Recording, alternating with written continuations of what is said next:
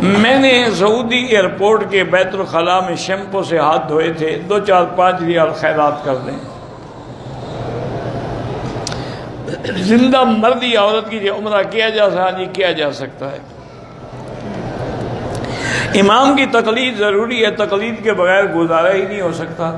अभी आप नमाज पढ़ेंगे, इमाम की तकलीद करेंगे कि नहीं करेंगे?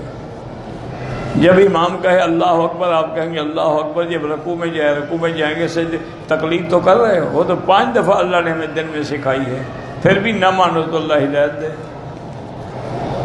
वो तकलीद हराम है जो कुरान और सुन्नत के खिलाफ हो। वो तकलीद शिरक है जो जाहिल बाबा आपकी तकलीद के अंदर कब्रों पे सीधे करे और गैरों को खुदा समझे। मेरे बेटे के रिश्ते के लिए दुआ करें कि अल्लाह करें अच्छी जगह सूरत रहमान 3 दफ़ा आप भी पढ़ें, वो लड़का भी पढ़े, उसकी वालिदैन भी पढ़ें, अल्लाह से दुआ मांगें। अल्लाह कादिर हैं, अच्छी जगह रिश्ता हो जाएगा।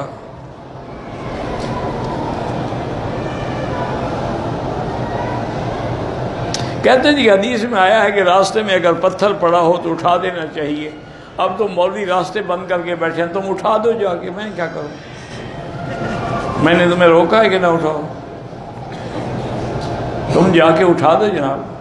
पहले तुमने जिंदगी में कितने पत्थर उठाए कि अब मौलवियों पे गुस्सा आ रहा है?